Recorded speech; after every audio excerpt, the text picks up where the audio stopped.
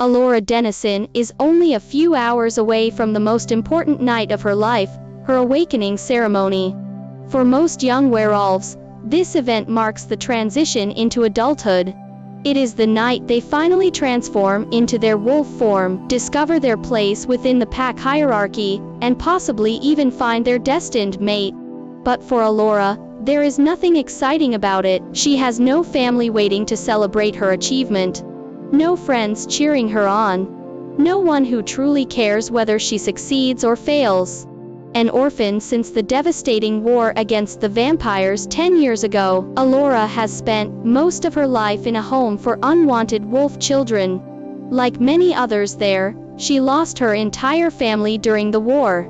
Instead of being embraced by the surviving packs, these children became living reminders of past failures and losses. In the eyes of wolf society, they are rejects. Alora shares a room with another orphan named Vanka. Although they have lived together for years, they are far from friends. Vanka comes from a bloodline connected to the powerful Santo pack, while Alora belongs to the fallen White pack.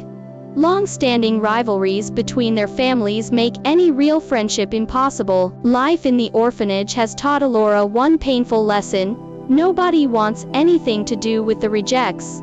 The upcoming awakening ceremony is supposed to be a celebration, but for Alora it feels more like a final test.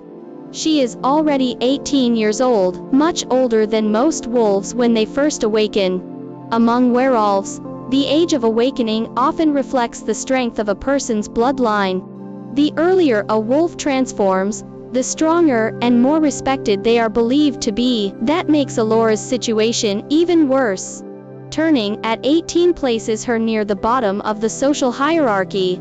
To many wolves, it confirms what they already think, that her bloodline is weak and unworthy.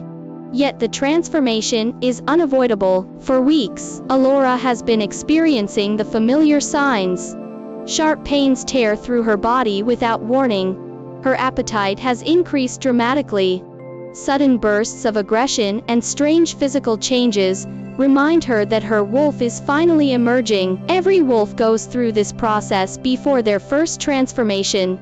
The pain grows stronger until the first full moon after their birthday, when the awakening ceremony officially takes place. This year, only a handful of young wolves will participate. 4 come from the orphanage, while a few others belong to nearby packs. They will gather at Shadow Rock under the watchful eyes of the entire wolf community. Among those attending is someone Alora desperately hopes to avoid: Colton Santo. Colton is the heir to the most powerful pack in the state, and the future alpha of all wolves in the region. His family emerged from the vampire war stronger than anyone else, and their influence has only continued to grow. Everything about Colton represents power. He awakened at the age of 8, proving the strength of his bloodline. He is tall, muscular, and intimidating, with a rare black wolf form that is said to be one of the largest among their people.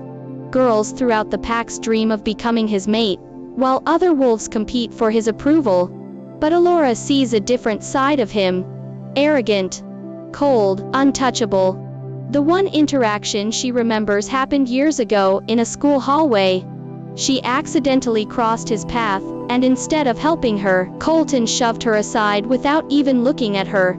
She crashed into a trash can while everyone around laughed.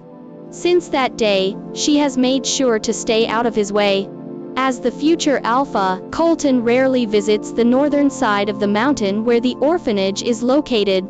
He lives among the elite members of the Santo pack, far removed from the rejects that most wolves prefer to ignore. Still, his presence looms over everyone's lives. His father already acts as the unofficial leader of the surrounding packs, and many believe Colton will eventually unite every wolf tribe under a single alpha. Such a thing has never happened in living memory, but recent events are forcing the packs to consider drastic changes. The reason is simple: the vampires may be returning. 10 years ago, the wolves won a brutal war against their ancient enemies. However, victory came at a terrible cost. Entire bloodlines were wiped out. Families disappeared. Packs were shattered. Although the wolves survived, they never truly destroyed the vampires. Many escaped. Many survived, and now rumors suggest they have been rebuilding their numbers in secret. For months, strange tensions have spread throughout wolf territory. Leaders sense danger approaching. Scouts report unusual activity. Whispers of another war grow louder with every passing day. The fear has become so intense that the packs recently held a historic meeting to discuss the future. Their conclusion was clear. If another war comes, the wolves cannot afford to fight as separate tribes again. During the last conflict, the lack of centralized leadership nearly led to their extinction.